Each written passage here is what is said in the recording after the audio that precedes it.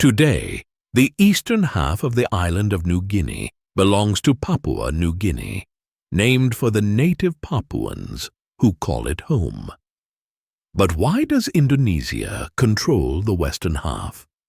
In this video, we'll explore how colonization, diplomacy, and a fair share of conflict left the western portion of the world's second-largest island under the Indonesian flag. The Papuans, a relatively small population, lived mostly in the island's rugged interior, far from the coasts. They built no great cities, and European colonizers initially saw little value in their lands.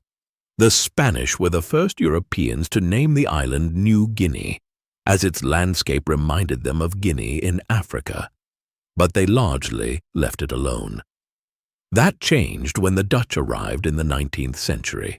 By then, the Dutch already controlled much of the East Indies, and they established a few small ports on New Guinea's western coast.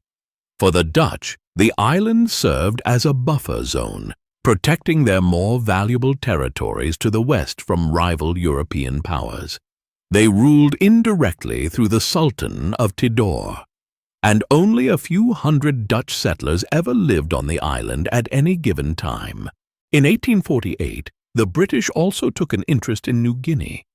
They agreed with the Dutch to divide the island along a straight line, with the exception of a small bump around the Fly River.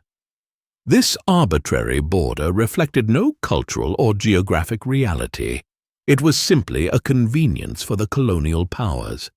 The British colonized parts of the eastern island, but the Germans soon muscled in, carving out their own chunk for their short-lived colonial empire. That changed in 1914, when World War I broke out. Australian troops, fighting for the British Empire, seized the German-held territory. After the war, Australia took control of the eastern half, and aside from Japanese occupation during World War II, it remained under Australian control until Papua New Guinea gained independence in 1975. The western half of the island, however, had a far more turbulent fate. After World War II, the Dutch began relinquishing their overseas empire. Indonesia, which had been under Dutch rule, demanded independence. A sense of shared identity had grown among the people of the former Dutch East Indies, hardened by Japanese brutality during the war. The idea of returning to foreign control was unthinkable. On August 17, 1945, just 2 days after Japan's surrender, Sukarno and Muhammad Hatta declared Indonesia's independence. A bitter conflict with the Dutch followed, as the European power tried, and failed, to reassert control. Western New Guinea, often called West Papua by Indonesians, became a sticking point in the decolonization process. Its small native population and even smaller Dutch presence meant it had little representation in Indonesia's independence movement or Dutch administration. The voices of the Papuan people were largely ignored. Initially, Sukarno believed West Papua should be independent, stating that the Papuans had the right to determine their own future. But this view didn't last. A hardening stance toward the Dutch, combined with the discovery of oil, made the region too valuable for Indonesia to ignore. They began calling it West Irian and claimed it as their own. The Dutch, meanwhile, saw West Papua as a last bastion of their fading imperial glory. They committed to eventual Papuan independence, but insisted it would take decades of Dutch guidance. Both Indonesia and the Netherlands claimed to act in the Papuans' best interests, but neither truly consulted the people who lived there. By 1949, Indonesia had achieved full independence, thanks in part to U.S. pressure on the Dutch. But the status of West Papua remained unresolved.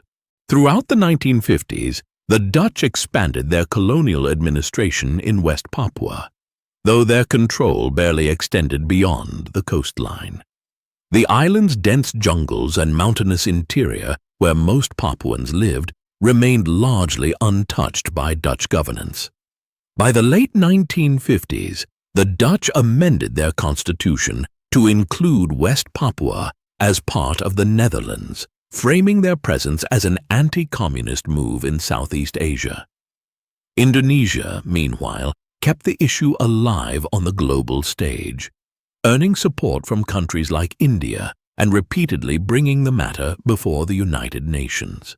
Tensions escalated in the early 1960s. Sukarno accepted Soviet military aid and nationalized Dutch industries in Indonesia, bringing Cold War dynamics into the dispute. In 1961, the Dutch established a governing council in West Papua, composed largely of Papuans, and proposed a UN-supervised transition to independence. They even declared the semi-formal Republic of West Papua, complete with a new flag. Sukarno was furious. Within weeks, Indonesia launched Operation Trikora, inserting paratroopers and Marines into West Papua to disrupt Dutch forces and oppose Papuan independence groups. The conflict might have escalated further if not for U.S. intervention. President John F. Kennedy, sympathetic to Indonesia, pressured the Dutch to negotiate. In 1962, the two sides signed the New York Agreement, under which the Dutch relinquished control of West Papua to Indonesia on the condition that the Papuans would decide their own future in an act of free choice. But when the time came in 1969, the so-called Act of Free Choice was anything but free. Indonesia handpicked 1,000 delegates to vote on behalf of the Papuan population. Unsurprisingly, they voted unanimously to join Indonesia. Since then, a low-intensity conflict has simmered in West Papua. Papuan independence movements continue to resist Indonesian rule, though the struggle receives little international attention. The arbitrary line drawn by the Dutch and British in 1848 still shapes the island's fate, dividing it into two nations with vastly different histories and futures. And for the Papuan people, the question of self-determination remains unanswered.